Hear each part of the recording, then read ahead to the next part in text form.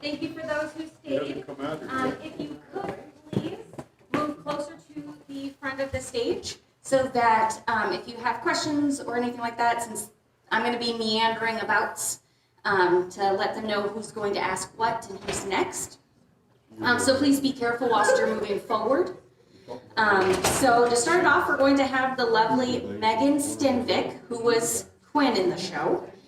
She's going to moderate and give you some background information about Paul Adasiak, as well as Michelle Reese, who was the director for this show. After that's done, we'll have about 20 minutes of Q&A and about the creative process of writing Unmasked, and what it took to get up on stage and what the plans are for the future. And then, of course, any questions, things like that, we'll also give you time to get those answered for you. So if you don't mind, could you please move a little bit forward? Please and thank you.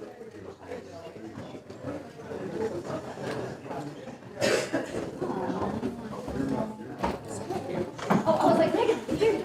I'm here. Hi guys, how's it going? So I'm just going to go ahead and read the backgrounds here. All right, so Paul Adasiak has been an actor and director in Fairbanks for almost 15 years. He most recently directed Native Gardens with Fairbanks Drama Association, and before that directed Almost Maine, The Wickhams, The Crucible, and Calendar Girls. With interior independent theater, he's enjoyed stage roles in Avenue Q, Evil Dead, and the recent Fun Home. He's also acted with Fairbanks Shakespeare's Theater in A Midsummer Night's Dream and The Merry Wives of Windsor. He makes his living as a librarian at UAF. And for Michelle Rissy, this is Michelle's first attempt at writing a musical, although she feels that it is high time that this is finally happening. Ever since her first musical production of Meet Me in St. Louis, she has been completely obsessed with every aspect of musical theater. Michelle has experienced an untraditional upbringing in theater. Starting at age 8, she consistently performed in musicals, and this went on until graduation from high school. In college, Michelle started out by going to college in her hometown of Fairbanks, Alaska, studying vocal performance, but after discovering that classical music is not where she excelled, Michelle decided to focus her attention elsewhere. Eventually, she graduated with a bachelor's in psychology and then went on to earn her master's in secondary education. Although her educational path does not reflect her love for theater, in 2013, she directed Flock's How to Succeed in Business. All right. And I think they'll be coming out. You guys ready? All right.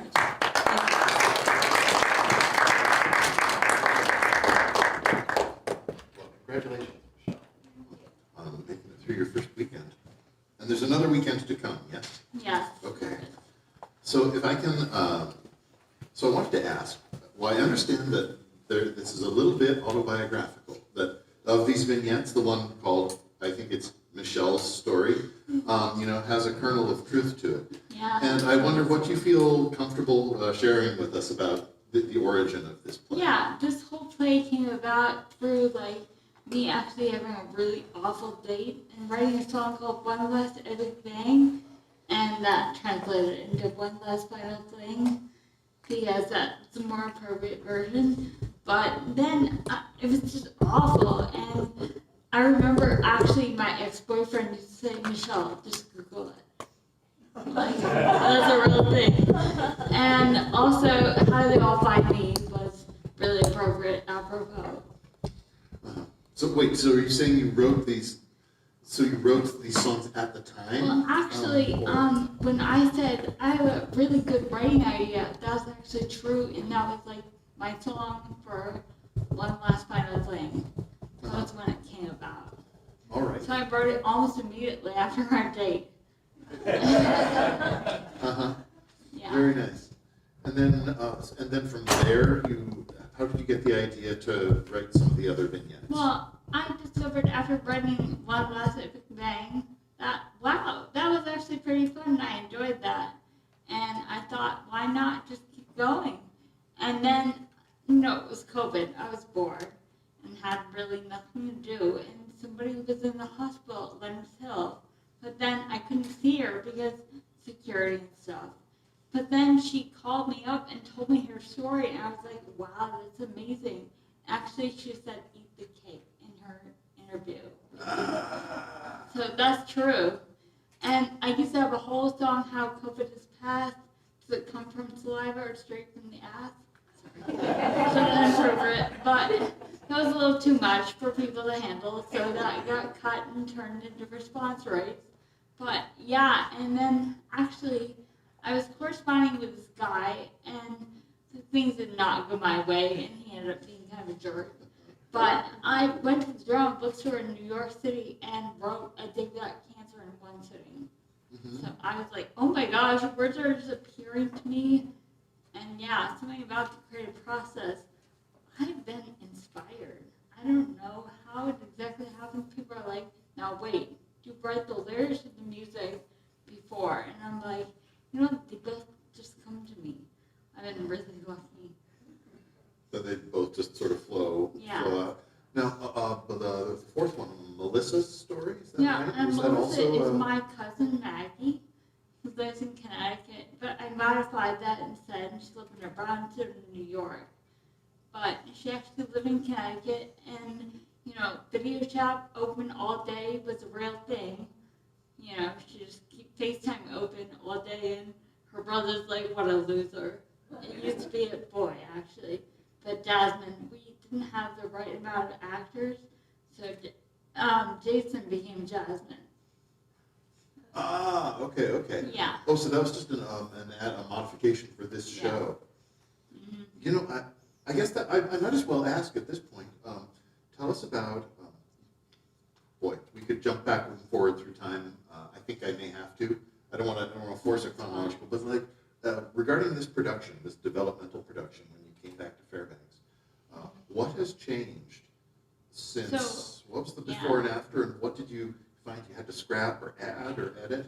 I went through the show and took off an hour from it. I had a community reading, and it was 3.5 hours, and I was like, yikes, it's a little too long. So I took out a significant portion, and it was mostly dialogue. I liked a lot of it, but, you know, I realized, okay, shot it, and Michelle had this whole makeover scene, and it was a lot of fun. And the whole, like, COVID being passed through Bart and getting the ass mask. We had a whole Shark Tank scenario.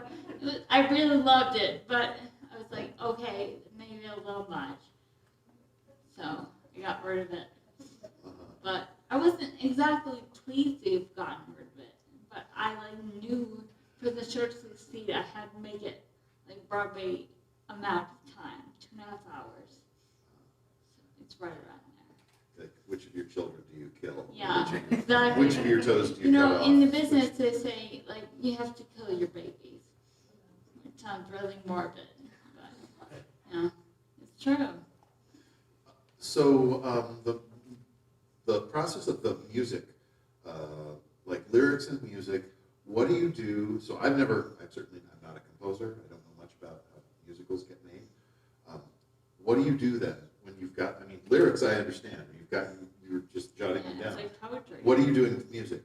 So, I spend a lot of time just at pianos, like, you know, tinkering. I'm not a piano player at all, but I can do a melody line. I'm a plunker, and, you know, I can find notes on a piano, but, you know, that's what I do. I just kind of sit there for hours, and I'm like, okay, you know, I'll have, like, some words, and I'll have some cryptic way of notating it.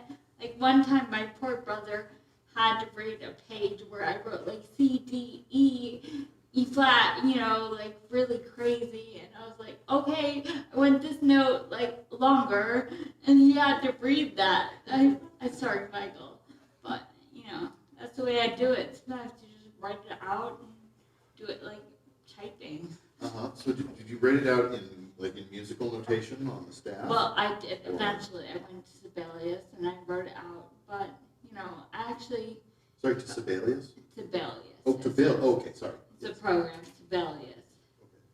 Yeah, so I had all my melody lines written out, but then eventually I was like, I really need to get, like, some piano accompaniment to this. They call it a piano vocal score.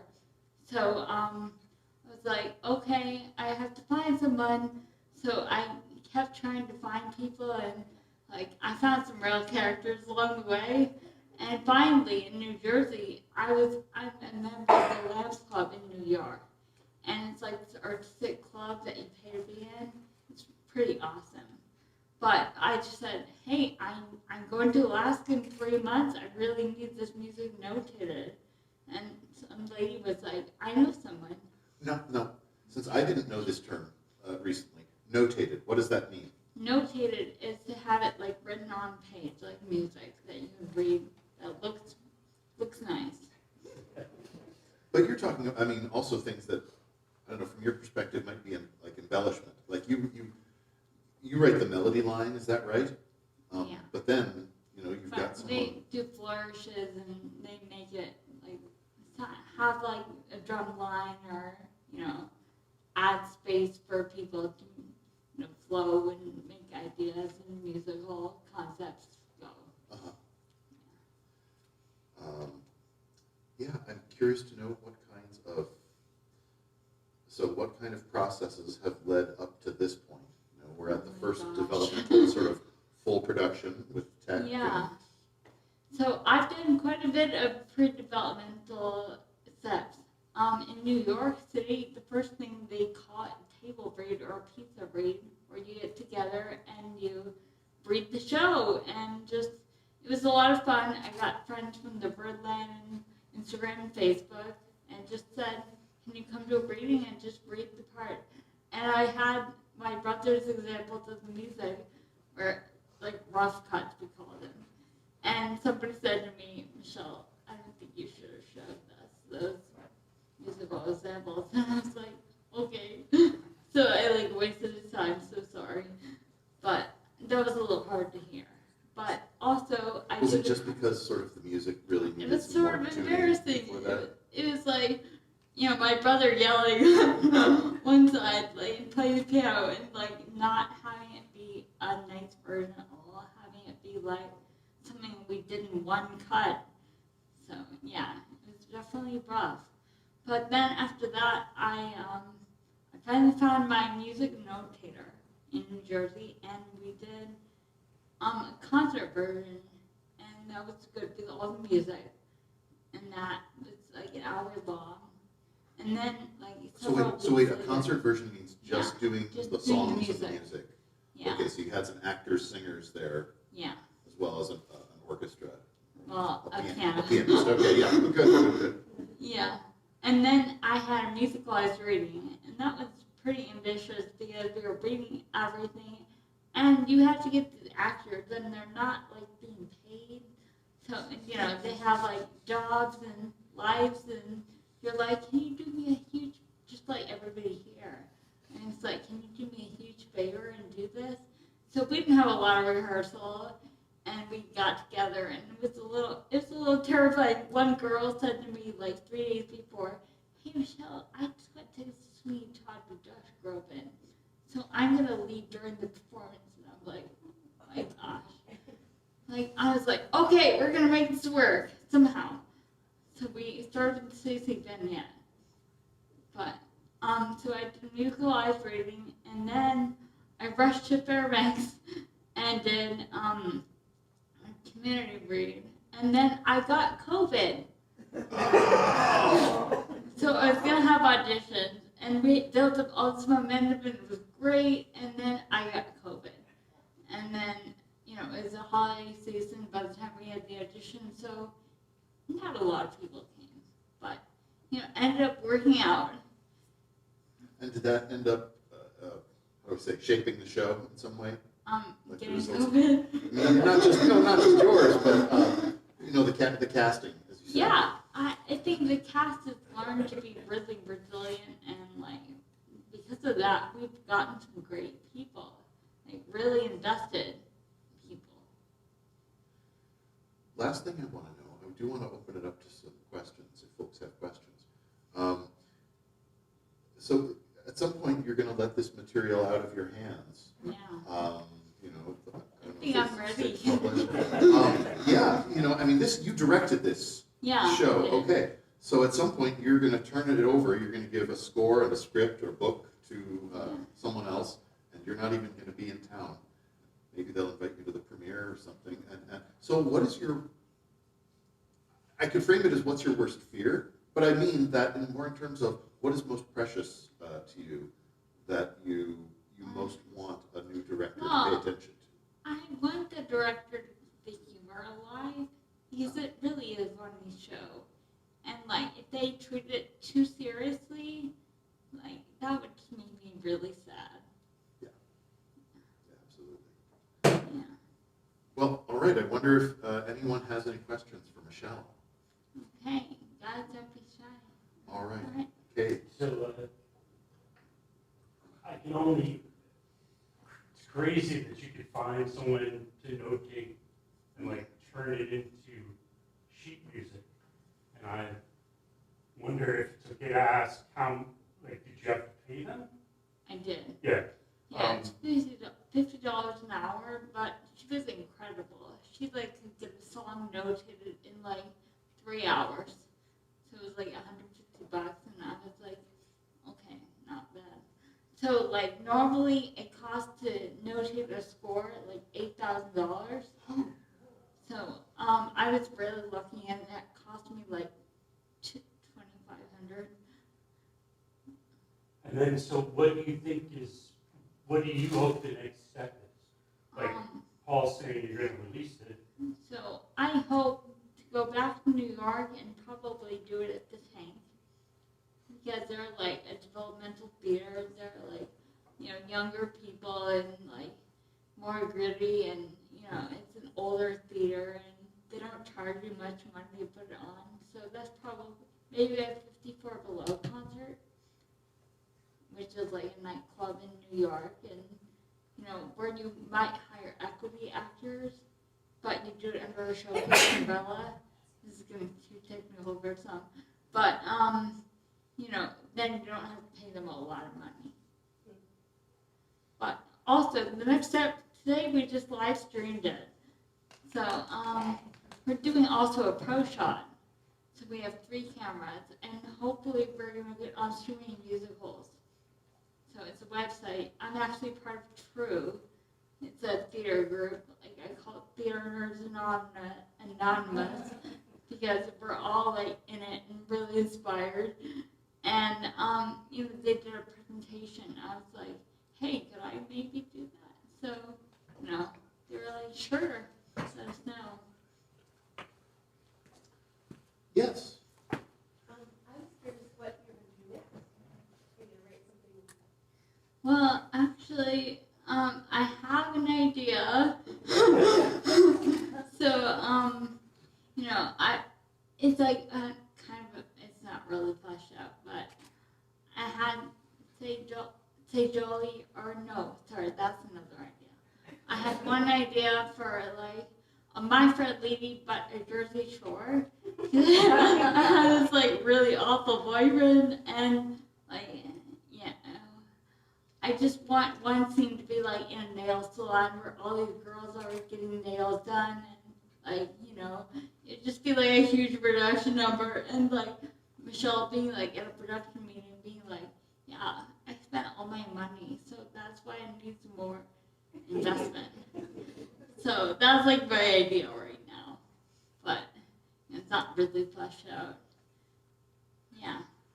But also I wrote my singlehood books, and I kind of want to turn them into a TV series. So that's probably what I want to do right now after this. Other questions?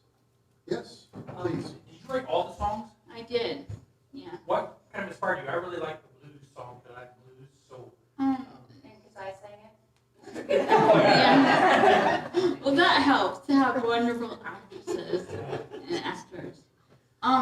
No, the play was inspired by Joseph and the Amazing Technicolor Dreamcoat by Andrew Lee Weber, who featured all different styles of music. Like there's an Elvis song, there's a like French salon song, there's like 80s poppy songs. So I just wanted to emulate that, and I hope I did. because I think everything's kind of a different flavor. That was my goal. I certainly heard that. Yeah. Yes, what's your question? Remember your teacher, Patty Schechter? Yeah, of course. I know. I love her. And you know what? Our teacher sweater is modeled after her That's what we teacher thought. sweater. Her brother, and Oh, she's my okay. sister-in-law, and she keeps up on you. I want Yeah. you to know how many No. times she's told us she's so proud of you. Oh, thank you. I love Miss Tucker. She's great. Actually, she helped edit like a really early version of this.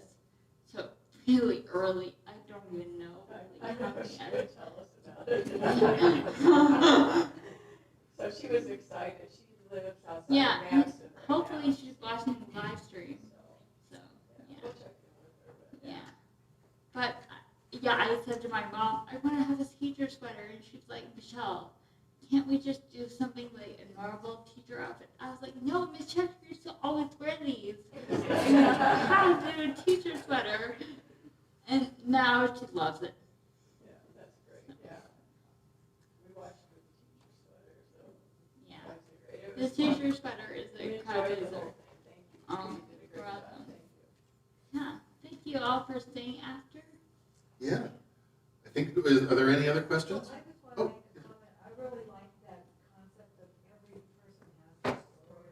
Yeah, Yeah. I don't know, that's like the whole thing. You don't need to all, everybody was different, and we always talk about that, even everybody around town, everyone's got their own story, so that was kind of Yeah. fun. And I really wanted to reiterate the point that, like, not all stories are sad and tragic. Like, not everything that happened during quarantine was sad. And to remember, life is full of high moments as well. So, yeah. Yes, you should.